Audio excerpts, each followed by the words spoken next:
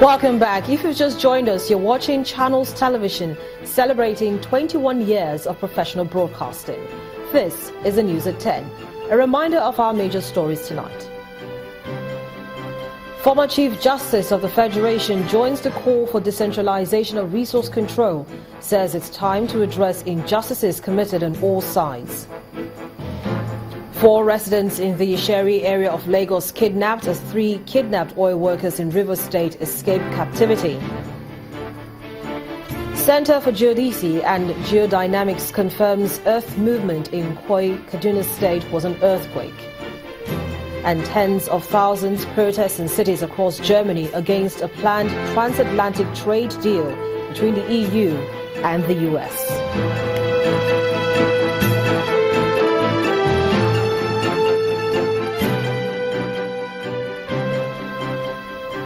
But do remember that all our top stories can be found on our website, channelstv.com, and on youtube.com/channelsweb.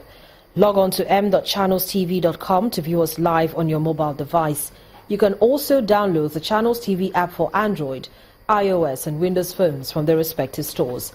Besides the news and updates, the Channels TV app has an eyewitness feature. We encourage you to use it to share those pictures, videos or news of happenings around you. Just install the app, then tap and swipe to reveal the eyewitness menu and follow the instructions.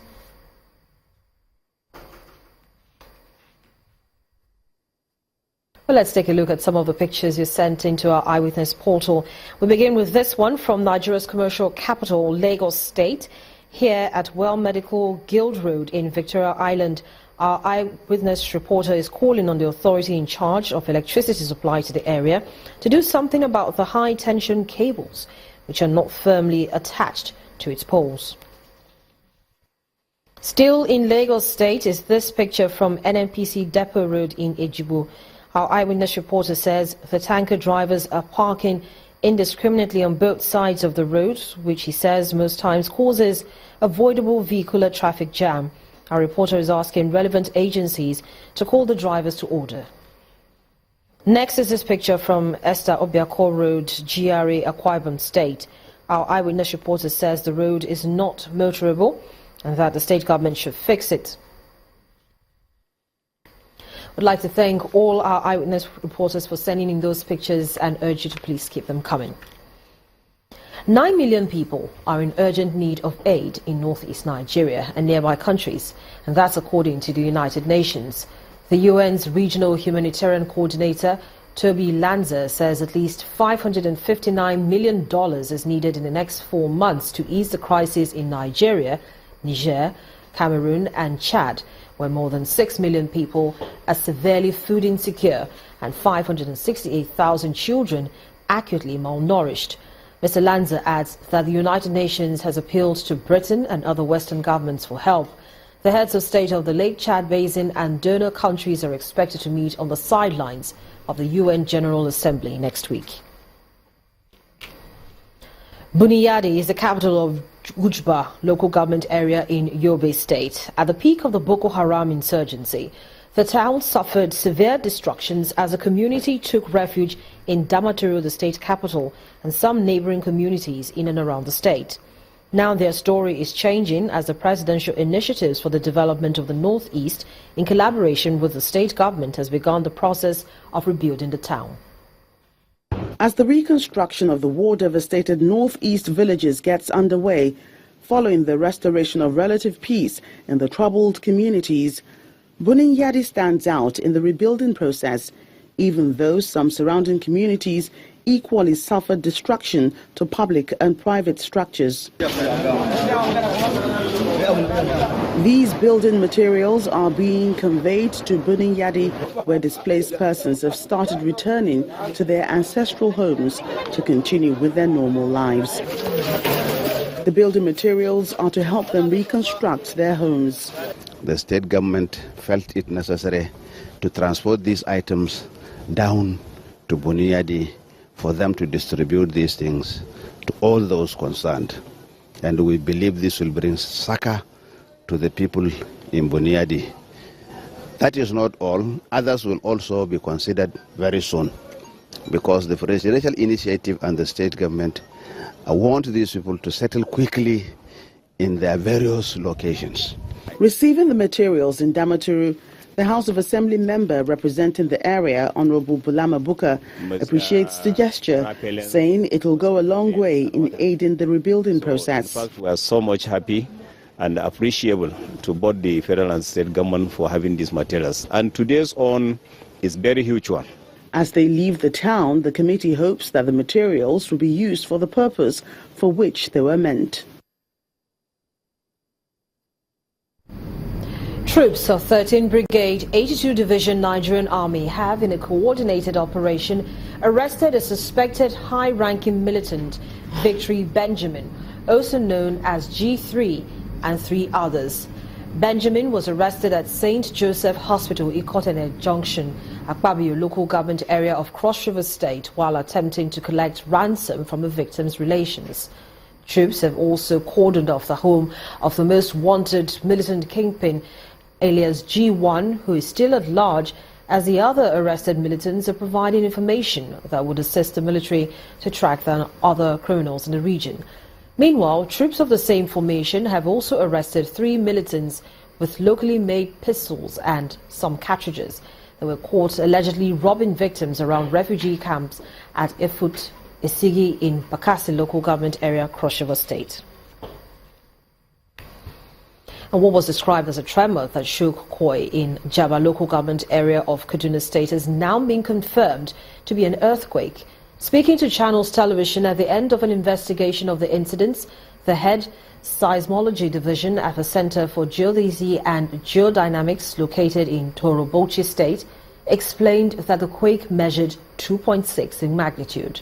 According to Dr. Ofonime Akpan, the center was able to accurately record the size, location, as well as the time of the 2 incidents. Got the data, analyzed the data, and then we now confirm actually that it was actually an earthquake, 2.6.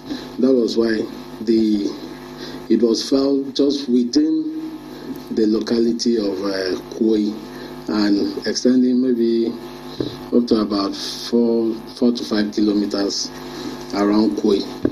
This is a natural occurrence. We saw some cracks on buildings. Those were minor. Earthquake occurs as a result of buildup of stress over time. And when one happens, there's what we call stress drop. Okay, it drops there. So the likelihood of it reoccurring in that place is low. Over 420 million people are said to be diabetic worldwide, with Nigeria recording about 5 million cases. Medical experts say the increasing rate of the disease is a thing of concern and are calling on government and other organizations to promote awareness and management of the disease. The Secretary General of Endocrine and Metabolism Society of Nigeria made the call at the end of its 30th scientific conference and meeting in Calabar, the Cross River State capital. Diabetes is a chronic disease that occurs either when the pancreas does not produce enough insulin or when the body cannot effectively use the insulin it produces. Diabetes causes long-term damage and failure of various organs in the body. According to the World Health Organization, the global prevalence of diabetes among adults over 18 years of age has risen from 4.7% in 1980 to 8.5% in 2014. Of the University of Abuja Teaching Hospital. To address the management and care of this disease, medical experts drawn from across the country gather in Calabar, the Cross River State capital.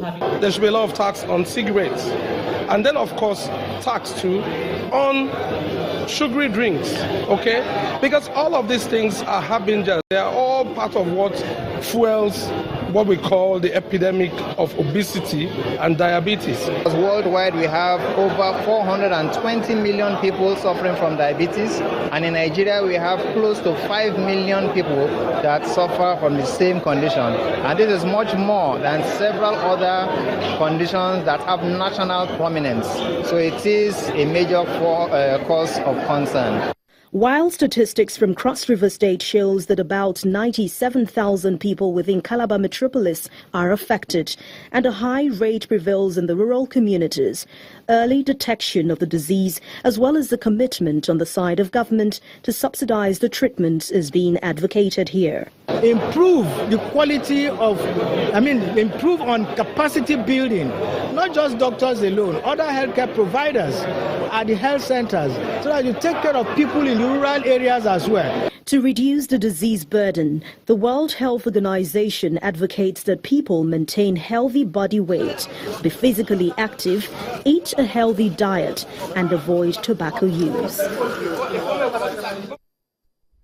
The National Primary Healthcare Development Agency, in collaboration with the Nasarawa State Primary Healthcare Development Agency, has flagged off this year's polio immunization campaign with a view to eradicating the disease. The flag-off took place in Obi local government area, which is at high risk, prompted by fresh outbreak of the disease in the northeastern region of the country. We're very grateful to the Osuko of Obi for mobilizing all the mothers within his domain to be part of this campaign. For what we've seen, I have 100% conviction that it's going to be a success in Nasarawa State. And with the new man in charge of the primary healthcare agency in Nasarawa State, who is fully charged to go around this state, with the support from development partners, the World Health, UNICEF, the Federal Ministry of Health, and other agencies that are here, I see good prospect for our mothers and babies in Nasarawa State. And by the special grace of God, as government, we will go around to support them. We've done our part by ensuring that we give our own financial contribution to the primary healthcare system and to the development partners. Residents of a community in Edo State are calling on the government to rescue them from an erosion menace which has claimed several houses, forcing many to flee the community. Some of those affected told Channels Television that several efforts to get the attention of relevant agencies have yielded no positive results. The problem, which they say started about 7 years ago, has since worsened with each rainy season. Deepening danger, staring members of Igwosa community in Ovia Northeast local government area of Edo State. This menacing gully erosion site has destroyed 11 houses so far, and from the look of things, many more buildings are in danger of a similar fate. Some of the hitherto house owners recount their losses. They say their condition is further complicated by the present economic recession in the country. Erosion will push us come up for a year. We don't know as we go do. I beg the house when I did erosion don't pursue me with my children. I don't get money. I will take go rent house. So anywhere I go, they say me I pay 1 year. Now I don't know where I go stay. We beg you, show me call a pause do this mode. See my brother do career. See my house na don here.